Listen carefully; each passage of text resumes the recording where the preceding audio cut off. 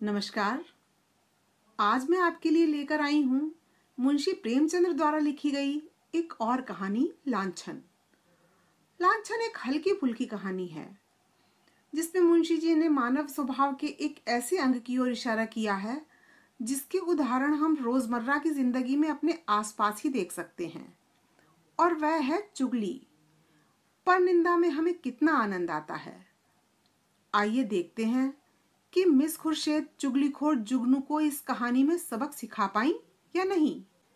अगर संसार में ऐसा प्राणी होता जिसकी आंखें लोगों के हृदयों के भीतर घुस सकती, तो ऐसे बहुत कम स्त्री पुरुष होंगे जो उसके सामने सीधी आंखें करके ताक सकते। महिला आश्रम की जुगनू बाई के विषय में लोगों की धारणा कुछ ऐसी ही हो गई थी। वह बेपढ़ी लिखी, गरीब, बूढ़ी औरत थी। देखने में बड़ी सरल, बड़ी हंसमुख, लेकिन जैसे किसी चतुर प्रूफ रीडर की निगाह गलतियों पर ही जा पड़ती है, उसी तरह उसकी आंखें भी बुराइयों पर ही पहुंच जाती थीं। शहर में ऐसी कोई महिला न थी जिसके विषय में दो चार लुकी छुपी बातें उसे मालूम न हो। उसका ठिगना स्थूल शरीर, सिर के खिचड़ी बाल, गोल मुंह, फूले फूले गाल, छोटी छोटी आंखें उसके स्वभाव की प्रखरता और तेजी पर पर्दा सा डाले रहती थीं। लेकिन जब वह किसी की कुत्सा करने लगती तो उसकी आकृति कठोर हो जाती, आंखें फैल जाती और कंठ स्वर कर्कश हो जाता। उसकी चाल में बिल्लियों का सा संयम था। दबे पांव धीरे धीरे चलती, पर शिकार की आहट पाते ही जस्त मारने को तैयार हो जाती थी। उसका काम था महिला आश्रम में महिलाओं की सेवा टहल करना, पर महिलाएं उसकी सूरत से कांपती थीं। उसका आतंक था कि ज्यों ही वह कमरे में कदम रखती, होठों पर खेलती हुई हंसी जैसे रो पड़ती थी। चहकने वाली आवाजें जैसे बुझ जाती थीं, मानो उनके मुख पर लोगों को अपने पिछले रहस्य अंकित नजर आते हों। पिछले रहस्य? कौन है जो अपने अतीत को किसी भयंकर जंतु के समान कटघरों में बंद करके न रखना चाहता हो? धनियों को चोरों के भय से निद्रा नहीं आती, मानियों को उसी भांति मान की रक्षा करनी पड़ती है। वह जंतु जो पहले कीट के समान अल्पाहार रहा होगा, दिनों के साथ दीर्घ और सबल होता जाता है। यहाँ तक हम उसकी याद ही से कांप उठते हैं। और अपने ही कारनामों की बात होती तो अधिकांश देवियां जुगनू को दुत्कारती, पर यहाँ तो मैके और ससुराल, ननियाल, ददियाल, फुफियाल और मौसियाल चारों ओर की रक्षा करनी थी। और जिस किले में इतने द्वार हों, उसकी रक्षा कौन कर सकता है? वहां तो हमला करने वाले के सामने मस्तक झुकाने में ही कुशल है। जुगनू के दिल में हजारों मुर्दे गड़े पड़े थे और वह जरूरत पड़ने पर उन्हें उखाड़ दिया करती थी। जहां किसी महिला ने दून की ली या शान दिखाई, वहां जुगनू की त्योरियां बदली। उसकी एक कड़ी निगाह अच्छे अच्छे को दहला देती थी। मगर यह बात न थी कि स्त्रियां उससे घृणा करती हों। नहीं, सभी बड़े चाव से उससे मिलती और उसका आदर सत्कार करती। अपने पड़ोसियों की निंदा सनातन से मनुष्य के लिए मनोरंजन का विषय रही है, और जुगनू के पास इसका काफी सामान था। नगर में इंदुमती महिला पाठशाला नाम का एक लड़कियों का हाई स्कूल था। हाल में मिस खुर्शेद उसकी हेड मिस्ट्रेस होकर आई थी। शहर में महिलाओं का दूसरा क्लब न था। मिस खुर्शेद एक दिन आश्रम में आई। ऐसी ऊंचे दर्जे की शिक्षा पाई हुई आश्रम में कोई देवी न थी। उनकी बड़ी आवभगत हुई। पहले ही दिन मालूम हो गया मिस खुर्शेद के आने से आश्रम में एक नए जीवन का संचार होगा। कुछ इस तरह दिल खोलकर हर एक से मिली, कुछ ऐसी दिलचस्प बातें की कि सभी देवियां मुग्ध हो गईं। गाने में चतुर थीं, व्याख्यान भी खूब देती थीं, और अभिनय कला में तो उन्होंने लंदन में नाम कमा लिया था। ऐसी सर्वगुण संपन्न देवी का आना आश्रम का सौभाग्य था। गुलाबी गोरा रंग, कोमल गाल, मद भरी आंखें, नए फैशन के कटे हुए केश, एक एक अंग सांचे में ढला हुआ। मादकता की इससे अच्छी प्रतिमा न बन सकती थी। चलते समय मिस खुर्शेद ने मिसेस टंडन को, जो आश्रम की प्रधान थीं, एकांत में बुलाकर पूछा, वह बुढ़िया कौन है? जुगनू कई बार कमरे में आकर मिस खुर्शेद को अन्वेषण की आंखों से देख चुकी थी, मानो कोई शहसवार किसी नई घोड़ी को देख रहा हो। मिसेस टंडन ने मुस्कुराकर कहा, यहाँ ऊपर का काम करने के लिए नौकर है, कोई काम हो तो बुलाऊं? मिस खुर्शेद ने धन्यवाद देकर कहा, जी नहीं, कोई विशेष काम नहीं है। मुझे चालबाज मालूम होती है। यह भी देख रही हूँ कि वह सेविका नहीं, स्वामिनी है। मिसेस टंडन तो जुगनू से जली बैठी ही थी। इनके वैधव्य को लांछित करने के लिए वह उन्हें सदा सुहागन कहा करती थी। मिस खुर्शीद से उसकी जितनी बुराई हो सकी वह की और उससे सचेत रहने का आदेश दिया। मिस खुर्शीद ने गंभीर होकर कहा, तब तो भयंकर स्त्री है, तभी सब देवियां इससे कांपती हैं। आप इसे निकाल क्यों नहीं देती? ऐसी चुड़ैल को एक दिन न रखना चाहिए। मिसेस टंडन ने अपनी मजबूरी बताई। निकाल कैसे दूं? जिंदा रहना मुश्किल हो जाए। हमारा भाग्य उसकी मुट्ठी में है। आपको 2-4 दिन में उसके जौहर खुलेंगे। मैं तो डरती हूं कहीं आप भी उसके पंजे में न फंस जाएं। उसके सामने भूल कर भी किसी पुरुष से बातें न कीजिएगा। इसके गोयंदे न जाने कहां कहां लगे हुए हैं। नौकर से मिलकर भेद यह ले, डाकिये से मिलकर चिट्ठियां यह देखे, लड़कों को फुसलाकर घर का हाल यह पूछे। इस रांड को खुफिया पुलिस में जाना चाहिए था, यहाँ न जाने क्यों आ मरी। मिस खुर्शीद चिंतित हो गईं, मानो इस समस्या को हल करने की फिक्र में हूं। एक क्षण बाद बोली, अच्छा, मैं इसे ठीक करूंगी। अगर निकाल न दूं तो कहना। मिसेस टंडन बोली, निकाल देने से ही क्या होगा? उसकी जुबान तो बंद न होगी, तब तो वह और भी निडर होकर कीचड़ फेंकेगी। मिस खुर्शीद ने चिंतित स्वर में कहा, मैं उसकी जुबान भी बंद कर दूंगी बहन, आप देख लीजिएगा। टके की औरत यहाँ बादशाहत कर रही है, मैं यह बर्दाश्त नहीं कर सकती। वह चली गई तो मिसेस टंडन ने जुगनू को बुलाकर कहा, इस नई मिस साहब को देख, यहाँ प्रिंसिपल हैं। जुगनू ने द्वेष भरे हुए स्वर में कहा, आप देखें, मैं ऐसी सैकड़ों छोकरियां देख चुकी हूँ, आंखों का पानी जैसे मर गया हो। मिसेस टंडन धीरे से बोली, तुम्हें कच्चा ही खा जाएंगी, उनसे डरती रहना। कह गई हैं मैं इसे ठीक करके छोड़ूंगी। मैंने सोचा तुम्हें चेता दूं, ऐसा ना हो उनके सामने कुछ ऐसी वैसी बातें कह बैठो। जुगनू ने मानो तलवार खींचकर कहा, मुझे चेताने का काम नहीं, उन्हें चेता दीजिएगा। यहाँ का आना न बंद कर दूं तो अपने बाप की नहीं। वह घूमकर दुनिया देख आई हैं तो यहाँ घर बैठे दुनिया देख चुकी हूँ। मिसेस टंडन ने पीठ ठोकी, मैंने समझा दिया भाई, आगे का तुम जानो। जुगनू बोली, आप चुपचाप देखती जाइए, कैसा तिगनी का नाच नचाती हूँ। इसने अब तक ब्याह क्यों नहीं किया? उम्र तो 30 के लगभग की होगी। मिसेस टंडन ने रद्दा जमाया। कहती हैं मैं शादी करना ही नहीं चाहती, किसी पुरुष के हाथ अपनी आजादी क्यों बेचूं? जुगनू ने आंखें नचाकर कहा, कोई पूछता ही ना होगा, ऐसी बहुत सी कुंवारियां देख चुकी हूँ। 70 चूहे खाकर बिल्ली चली हज को। और कई लड़कियां आ गईं और बात का सिलसिला बंद हो गया। दूसरे दिन सवेरे जुगनू मिस खुर्शीद के बंगले पर पहुंची। मिस खुर्शीद हवा खाने गई हुई थी। खानसामा ने पूछा, कहाँ से आती हो? जुगनू ने उत्तर दिया, यहीं रहती हूँ बेटा। मेम साहब कहाँ से आई हैं? तुम तो इनके पुराने नौकर होगे। खानसामा बोला, नागपुर से आई हैं, मेरा घर भी वहीं है, 10 साल से इनके साथ हूँ। जुगनू फिर बोली, किसी ऊंचे खानदान की होंगी, यह तो रंग ढंग से ही मालूम होता है। खानसामे ने जवाब दिया, खानदान तो ऐसा कुछ ऊंचा नहीं, हाँ तकदीर की अच्छी हैं। इनकी माँ अभी तक मिशन में 30 रुपए पाती हैं। यह पढ़ने में तेज थी तो वजीफा मिल गया, विलायत चली गईं, बस तकदीर खुल गई। अब तो अपनी माँ को बुलाने वाली हैं, लेकिन वह बुढ़िया शायद ही आए। यह गिरजे विरजे नहीं जाती, इससे दोनों में पटती नहीं। जुगनू बोली, मिजाज की तेज मालूम होती हैं। खानसामा, नहीं, यो तो बहुत नेक हैं, गिरजे नहीं जाती। तुम क्या नौकरी की तलाश में हो? करना चाहो तो कर लो, एक आया रखना चाहती हैं। जुगनू बोली, नहीं बेटा, मैं अब क्या नौकरी करूंगी। इस बंगले में तो पहले जो मेम साहब रहती थीं, वह मुझ पर बड़ी निगाह रखती थीं। मैंने समझा चलूं, नई मेम साहब को आशीर्वाद दे आऊं। खानसामा बोला, यह आशीर्वाद लेने वाली मेम साहब नहीं है, ऐसों से बहुत चिढ़ती हैं। कोई मंगता आया और उसे डांट बताई, कहती हैं बिना काम किए किसी को जिंदा रहने का हक नहीं है, भला चाहती हो तो चुपके से रहा लो। जुगनू बोली, तो यह कहो इनका कोई धर्म कर्म नहीं, फिर भला गरीबों पर दया क्यों करने लगी। जुगनू को अपनी दीवार खड़ी करने के लिए काफी सामान मिल गया। नीच खानदान की हैं, माँ से पटती नहीं, धर्म से विमुख हैं। पहले धावे में इतनी सफलता कुछ कम न थी। चलते चलते खानसामा से इतना और पूछा, इनके साहब क्या करते हैं।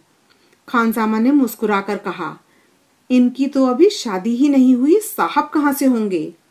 जुगनू ने बनावटी आश्चर्य से कहा, अरे अब तक ब्याह ही नहीं हुआ, हमारे यहाँ तो दुनिया हंसने लगे।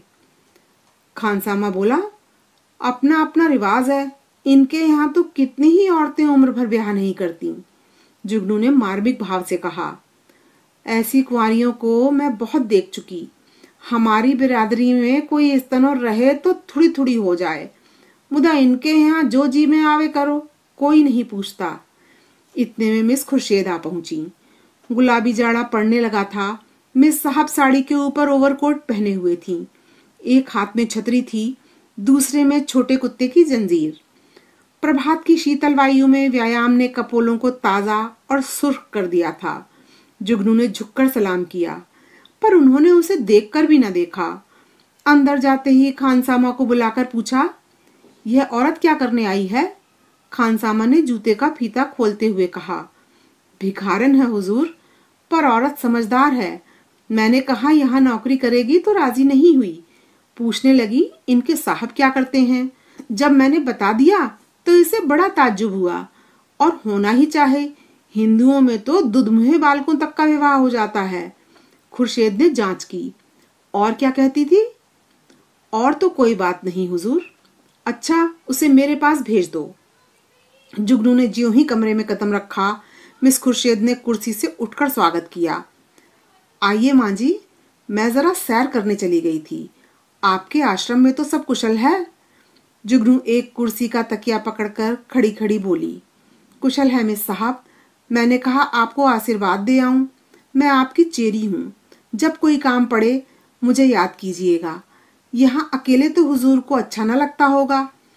मिस खुर्शेद बोली, मुझे अपने स्कूल की लड़कियों के साथ बड़ा आनंद मिलता है। सब मेरी ही लड़कियां हैं। जुगनू ने मातृभाव से सिर हिलाकर कहा, यह ठीक है मिस साहब, पर अपना अपना ही है। दूसरा अपना हो जाए तो अपनों के लिए कोई क्यों रोए। सहसा एक सुंदर सजीला युवक रेशमी सूट धारण किए, जूते चरमर करता हुआ अंदर आया।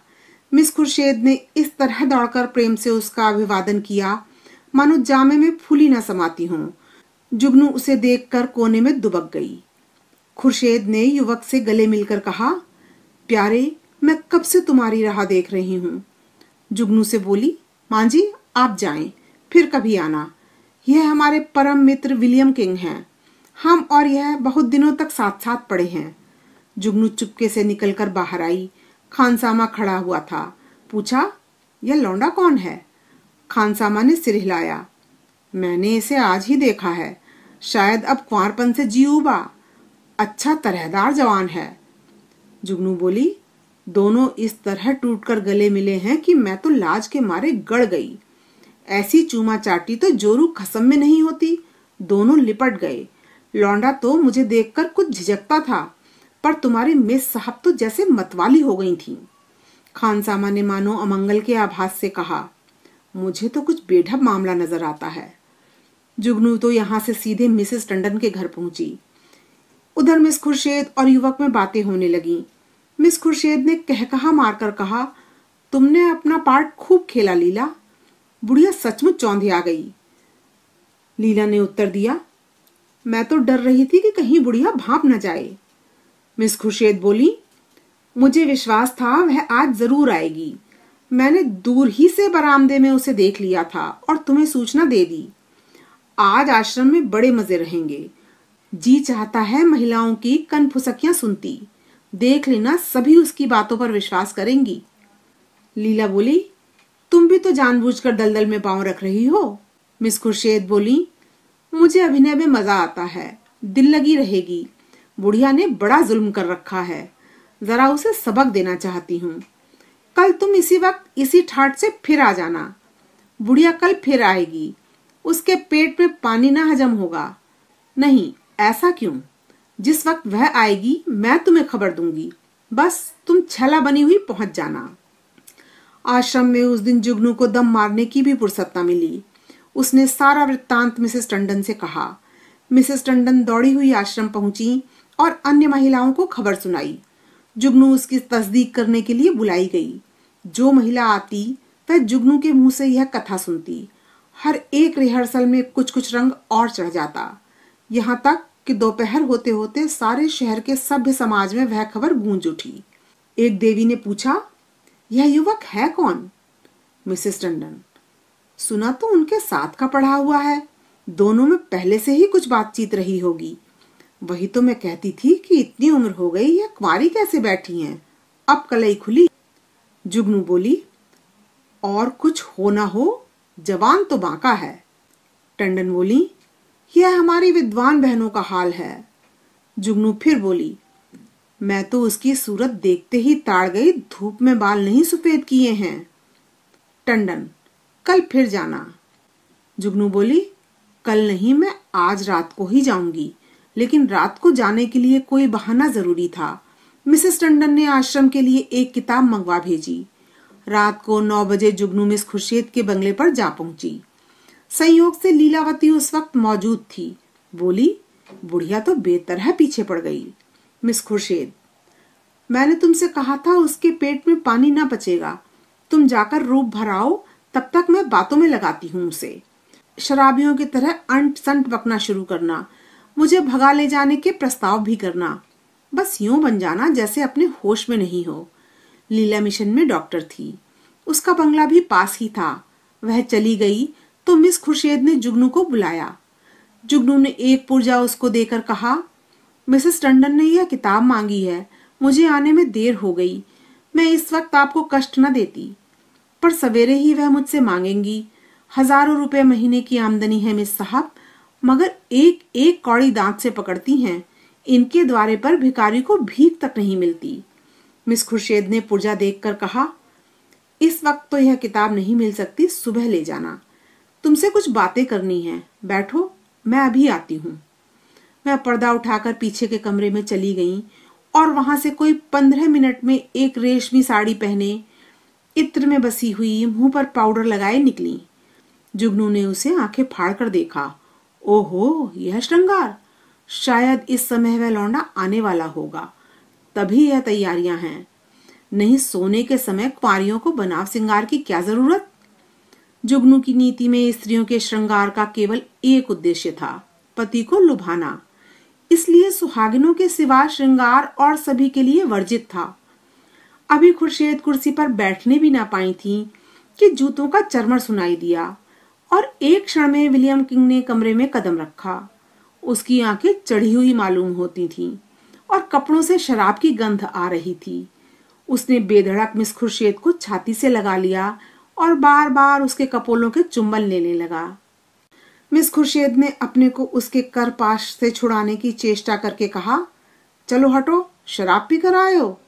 किंग ने उसे और चिमटा कर कहा, आज तुम्हें भी पिलाऊंगा प्रिय, तुमको पीना होगा, फिर हम दोनों लिपट कर सोएंगे। नशे में प्रेम कितना सजीव हो जाता है, आज इसकी परीक्षा कर लो। मिस खुर्शीद ने इस तरह जुगनू की उपस्थिति का उसे संकेत किया कि जुगनू पर नजर पड़ जाए, पर किंग नशे में मस्त था, जुगनू की तरफ देखा ही नहीं।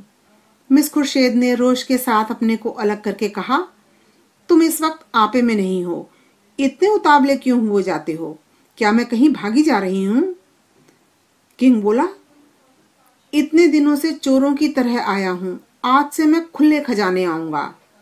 खुर्शीद बोली, तुम तो पागल हो रहे हो, देखते नहीं हो कमरे में कौन बैठा हुआ है? किंग ने हकबकाकर जुगनू की तरफ देखा और झिझक कर बोला, यह बुढ़िया यहाँ कब आई? तू यहाँ क्यों आई है बुढ़ी?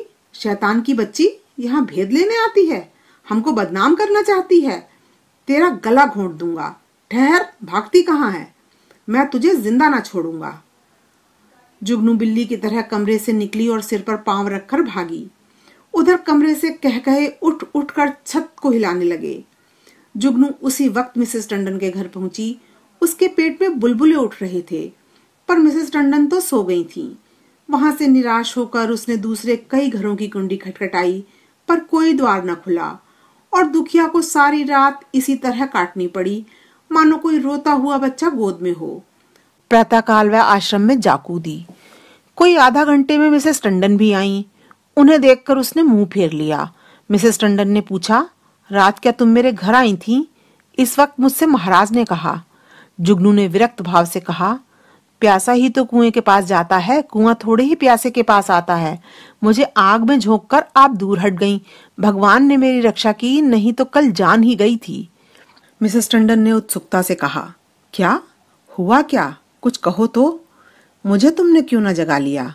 तुम तो जानती हो मेरी आदत सवेर सो जाने की है।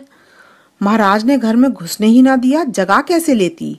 आपको इतना तो सोचना चाहिए था कि वह वहां गई है तो आती होगी। घड़ी भर बाद ही सोती तो क्या बिगड़ जाता? पर आपको किसी की क्या परवाह। तो क्या हुआ? मिस खुर्शीद मारने दौड़ी? वह नहीं मारने दौड़ी, उनका वह खसम है, वह मारने दौड़ा। लाल आंखें निकाले आया और मुझसे कहा, निकल जा। जब तक मैं निकलूं तब तक हंटर खींचकर दौड़ ही तो पड़ा। मैं सिर पर पांव रखकर ना भागती तो चमड़ा उधेड़ डालता।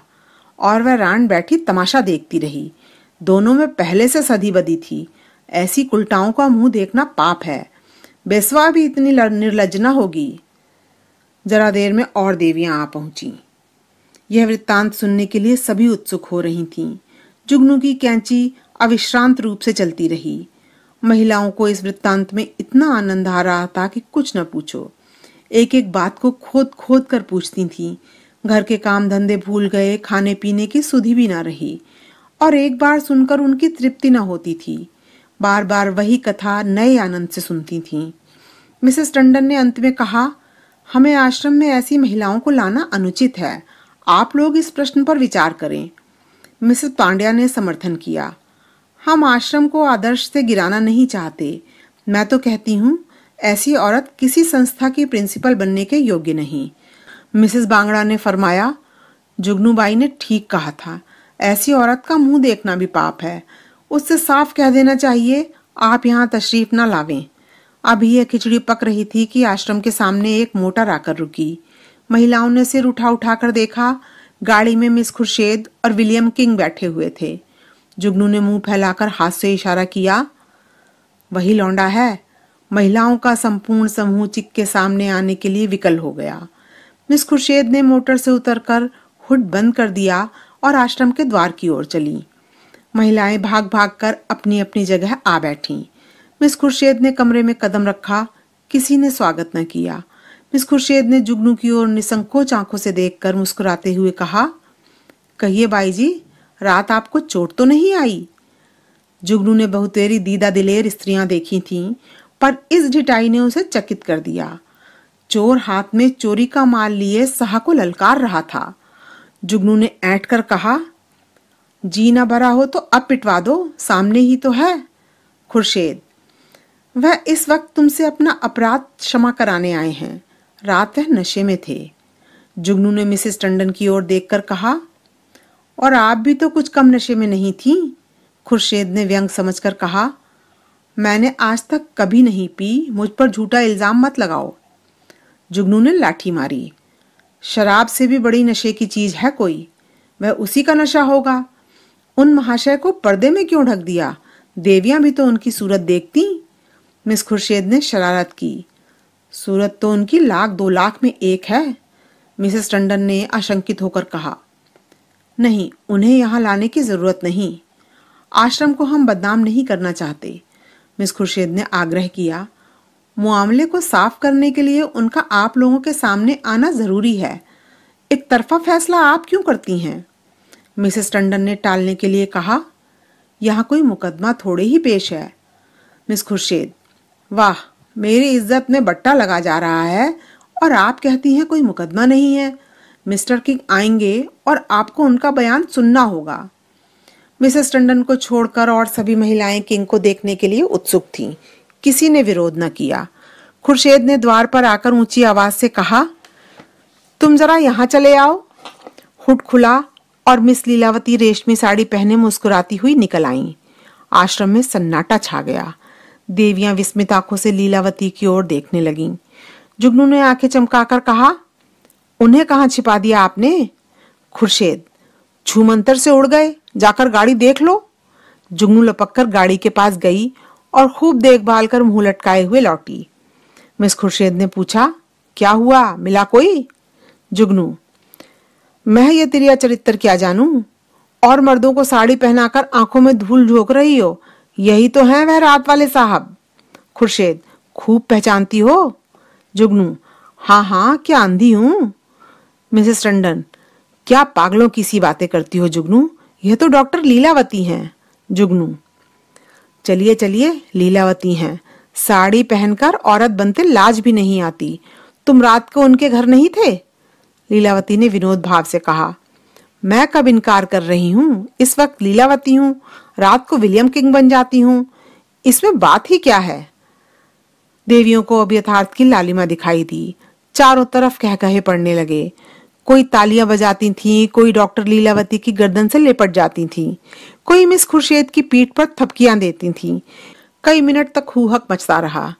जुगनू का मुंह उस लालिमा में बिल्कुल जरा सा निकल आया, जुबान बंद हो गई। ऐसा चरका उसने कभी ना खाया था, इतनी जलील कभी ना हुई थी। मिसेस मेहरा ने डांट बताई, अब बोलो दाई, लगी मुंह में कालिक की नहीं? मिसेस बांगड़ा, इसी तरह सबको बदनाम करती है। लीलावती, आप लोग भी तो जो ये कहती है उस पर विश्वास कर लेती हैं। इस हरबांग में जुगनू को किसी ने जाते ना देखा। अपने सिर पर यह तूफान उठते देखकर उसे चुपके से सरक जाने में ही अपनी कुशल मालूम हुई। पीछे के द्वार से निकली और गलियों गलियों भागी। मिस खुर्शीद ने कहा, जरा उससे पूछो मेरे पीछे क्यों पड़ गई थी। मिसेस टंडन ने पुकारा, पर जुगनू कहाँ?